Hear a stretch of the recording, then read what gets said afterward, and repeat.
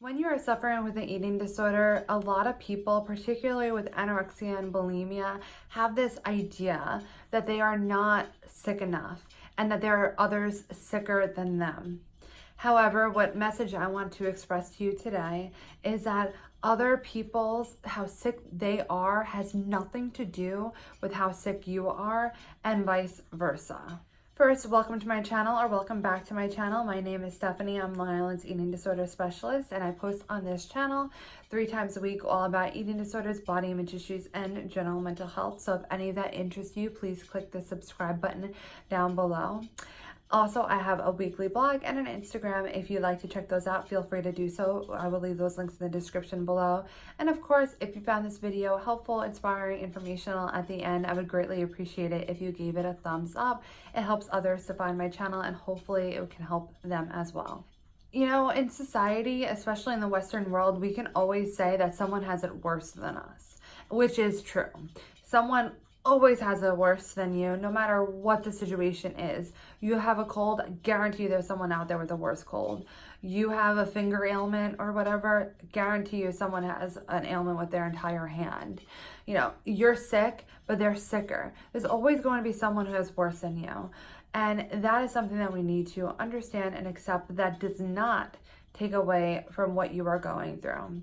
I hear a lot of people feeling guilt or feeling that they are, simply not sick enough because there are other people who are sicker than them. They feel guilty for sitting in the chair in front of me because other people could use the therapy and they're getting it, but they're not that sick. However, that is something that is your eating disorder. Number one and foremost, it is your eating disorder that is trying to tell you and convince you that you are not sick enough, because what the eating disorder is trying to do is to prevent you from thinking that you are sick enough, therefore preventing you from getting help or getting the proper help as best you can, in order to keep you sick. That's what the eating disorder's goal is, and let's just be real and honest about that. I heard a great way to put it, I don't even know if it's a quote or what, the other day, but that just because someone is in a full body cast doesn't mean that you with a broken arm is in any less pain.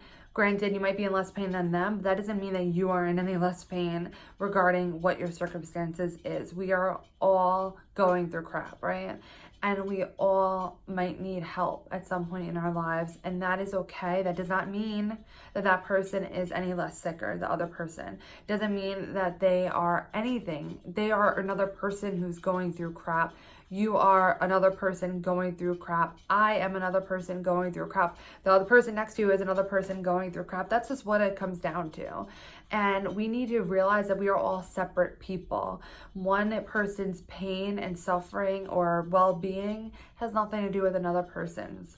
So just because you might feel that someone is sicker than you does not make you any less sicker than you are.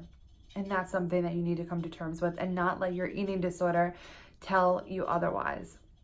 It is uncanny how many times I have made the recommendation for a higher level of care, meaning a person who is in my outpatient care, I recommend to go into intensive outpatient or possibly even residential. And every single time, without fail, I hear this response back: I can't because there are people who are sicker than me in there who deserve that spot. As though I don't know what I'm talking about, because let's just be real, this is what I do. This is what I work with. I know when a person needs a higher level of care, and I do make that recommendation with not light of heart. So it is something that if I am recommending that is because I truly believe the person is sick enough. And with every person who works with eating disorders goes through the same thing.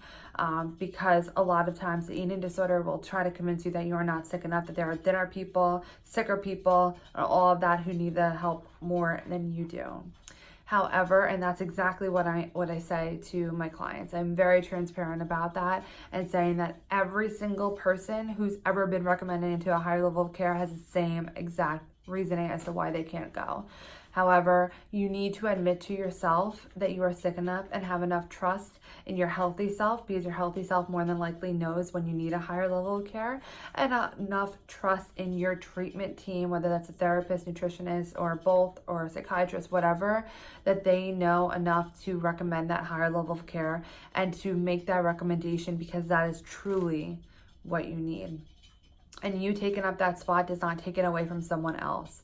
That other person who might need a spot as well can find another place to get that spot, or will be taking that spot after you. It is something that you need to focus on you. Do not focus on everyone else. Like I said, there will always be people who are sicker than you, but there are also a lot of people doing better than you. It has nothing to do, it's irrelevant. It has nothing to do with you. If you are sick enough, that means that you are sick enough. I hope that you take this video and never allow the eating disorder to tell you that you are not sick enough.